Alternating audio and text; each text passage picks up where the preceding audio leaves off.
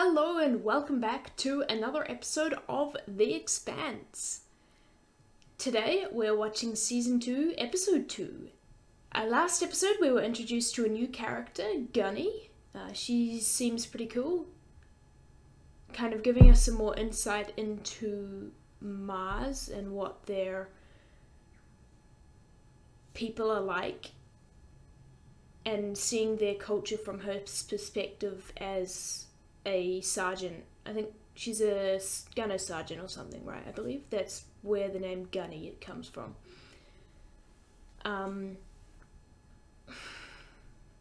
So seeing her was cool. It's always fun to see New Zealand representation in shows like this.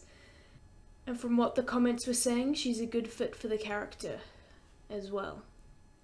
I'm quite enjoying seeing her willingness to fight for a dream that she believes in.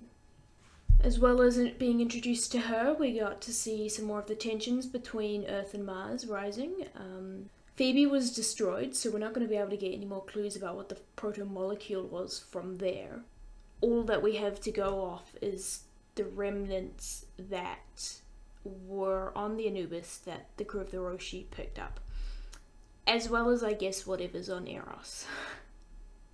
And speaking of the Protmolecule, that got dumped into space, which I'm still, I know the likelihood of it ever being found is next to zero, and it is probably far less likely to be found just being dumped into the vastness of space than it is if they keep it on the ship. However, it just makes me nervous, it being unwatched and just out there. But we learned that it was so it was found on Phoebe, and the impression I get is that Phoebe came from a different solar system, which means that whatever was on Phoebe is also from a different solar system, and thus technically alien, and given how weird and blue, glowy ghost things there were, potentially dangerously so. Well, not potentially, actually dangerously so, seeing what happened on series. And we also got to see the Roci crew working together as a bit of a team, sorted out some tensions between Amos and Miller, sorted out some different kinds of tensions between Naomi and Holden. I think they will make a good couple. I would have liked for a little bit more lead up before immediately getting physical, but there's a lot that happens behind the scenes, I guess, when travel takes so long and they can't show all of that on screen. And Christiane is having issues. There was an assassination attempt on her, and she hired a guy to be part of her security detail and help her out and be a spy. So she is uncovering secrets, I guess. Anyway, that'll do for an introduction. I'm excited to see what's going to happen in this episode. This episode is called Doors and Corners, so I don't know what that's going to be about. Opening some doors, going around some corners. I guess we'll find out. It's a cool table. I like that table. Automated, minimal personnel, casualties will be light. You want us to attack a Martian? Ooh. That's the point. It shows them we're willing to strike a part of their territory. I stepped down as fleet commander. I respect that.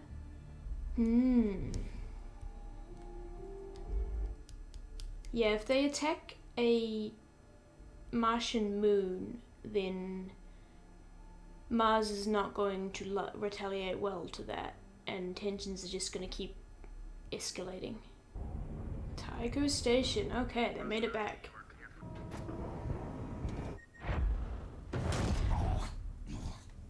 So that was them connecting with the Tycho's orbit, or the, and then the gravity being once they made contact, they were then connected with the Tycho's acceleration and gravity turned on. I sent you two exploded into a nuclear fireball. Do they know that What Phoebe happened is to the destroyed? OPA Yeah, you Waste tell of them. time here. Let's get out of here. This guy's no soldier. He's too busy counting bolts. Who the hell is this asshole? Section Spinwood, they're a friendly bunch. This is the refugees. Union offices are about 2 levels down from here, and the Tycho Yeah. station at Min just past that. Y'all get stuck in group housing with some shitty job, right? Yeah, that'd be a real shame. What's he up to? I love the colours in this. Feel bad about The contrast of the red and the pink is beautiful. Those assholes burn. Look, being a bystander. I mean, what kind of people are we that we only help? Look, Open said he buy me drinks if I sit here and listen to you. Stop trying to take credit for every damn thing that's wrong in the universe. I'm talking about all of you. Johnson or be tangled up with the OPA again. Yeah, again, there we go. She was with the OPA before. Do you think the others have a sense of what's going on with us? You did hear the part about him throwing me off the ship without my helmet, right? I did. Great. Because I'm really liking us not threatening to kill each other. You threatened to kill him. Just the one time. Either Black Sky resents my position here. Black Sky, interesting. That's a faction that's... The Black Sky's a faction that we've heard of before. We just had a UN drone on Earth. And this close to wasting out Yeah. of Asarala. So I was wondering...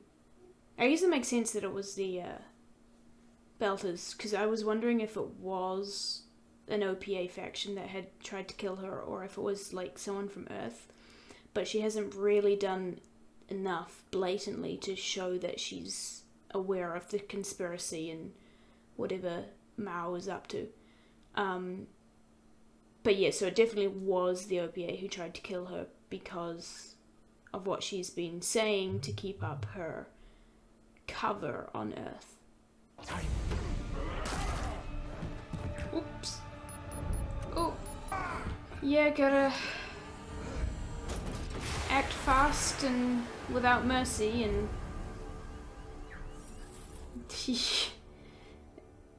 That's why he's in charge, I guess. Send your best. So these guys all representatives of the different OPA factions? I was gonna say, Load it up again. Alex is getting a bit obsessive. Killed. You got a better idea, Miller, or are you understand just- if I ask you to sit this one out. pointing out the flaws? Going down the assault. Have you seen the breaching pod? Leave it. Yes. We'll be waiting for you. Miller's part of the crew now. I'm simply telling you how your tantrum got you sidelined. And sit. Is that an order? If that'll make you sit your ass down, yes. You, Madame Undersecretary, may be the worst person I have ever met. Tell me how you really feel.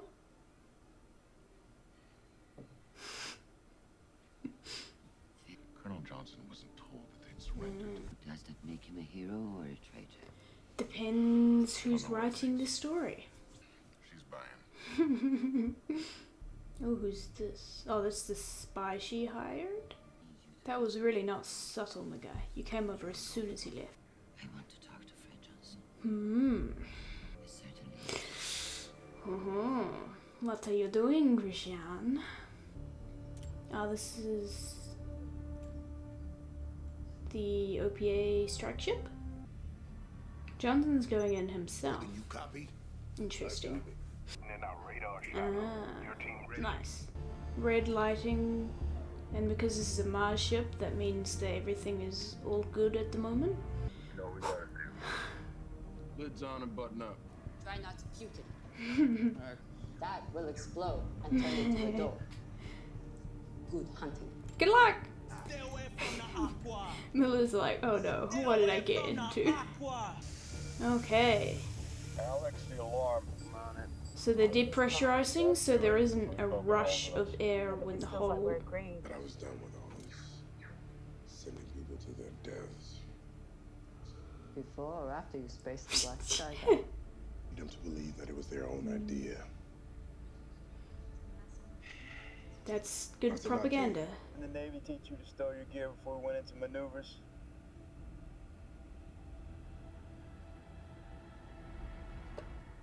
Attention. That felt weirdly ominous, and now I'm scared. Last time I saw you, you were Is stealing it sewer water from the Griegas. Diogo? If I knew there was space. Don't you know? I grew up on sheep like these. My uncle Yeah, Mateo it's had there this you go. road hopper. He put me out the airlock first because he had love for me. Now I fight like he did. You're still talking. Stick next to me, okay? I'll look out for you.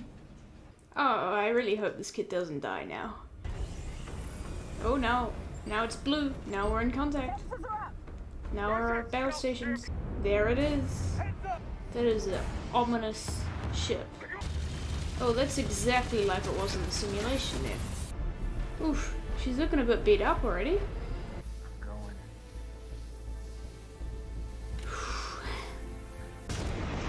FedEx. Alert. Are you seeing this? Uh-oh. Uh-oh. Amos is still down there, not attached to him. Ooh, that's pretty. Oh, I love how it's not linear. That was us getting our ass kicked. We let get one more clear shot at us, it's gonna cut us in half. Come on. Oh, I thought the episode was ending for a second and I got real scared. Get out of there, Amos. That didn't look good. Oof. That's okay, Miller's on one of them. That means at least one will survive, right? Go, go. That does not look like a comfortable place to be right now. Oh, don't die. Oh dear. Dude's just floating. Whew. It's interesting. It's interesting how much damage immediately the railgun does, because often in sci-fi these ships have shields, right? So you get a lot of hits before you break through the shields. But it looks like this just doesn't have shields, because that makes sense, right? Because the shields are kind of magic sci-fi, right? I'm thinking especially of Star Wars, you know, they get deflector shields and those kinds of things. But here it's like, nope, it's just metal in space, and you can shoot through it if you shoot it. Did they take it out? That's impressive. Look like nobody home, maybe. No, yeah. There was too much of an emphasis on Johnson sending people to die for Diego to make it out alive. Oh. Oh no, he's still alive. Where did the blood come from? Oh, it's not even blood. Oh, don't say that. This guy has so many red flags, death flags going right now. Alex, which pod was Miller on? I'm on it. Miller is part of Holden's team now. Ah, that was one of the guys they got out. I feel like they took that stealth ship out way too easily, and that it's gonna come back.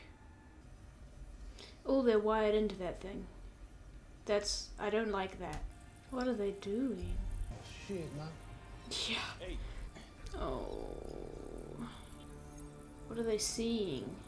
What are they doing? That's not the... No, is that the... Oh, that's terrifying. Now, these guys are way too trigger happy.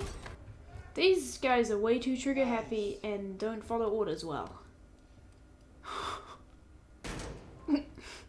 I like the green lighting. Not sure what it means yet, but I'm sure it means something, because it isn't Mars or Earth lighting. Oh. That's the scientist who was on Eros. Have we met? Oh. Full of belters. To save us all.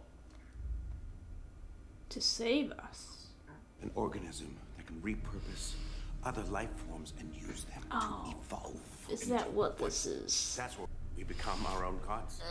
Yep. Imagine human beings. This is the next step in human evolution. plot, isn't it? He built one of the greatest empires in human history. Yeah, he also killed or displaced a quarter of the entire population on Earth Yeah. during his conquest. Well, Eris is hardly a rounding error by Yeah, comparison. Genghis Khan is historically not the Protmolecule most wasn't sent here by accident. Earth was heroic its target. guy. It was sent to hijack life course on our it's- planet for its oh. own end, to an enemy who has already fired the first shot. That sounds very much like what's happening with the conflict between Earth and Mars. Ooh. Okay, Miller. What was that all about? Oh, the echoing on that gunshot. It's beautiful. Just adding to the weight of that. Oh. That was a good episode. So, the Protmolecule, its target was Earth, according to this scientist guy. Is it though? Because what he was saying sounded suspiciously like the conflict that's currently going on with Earth and Mars. In that a first shot was fired, so now we gotta fire back, and then tensions rise until everything explodes and lots of people die. Was it actually targeting Earth, or was whatever sent it just sending it, you know, as a scout or something else? Is there something else going on that if Earth retaliates, or if the solar system retaliates, then tensions will increase?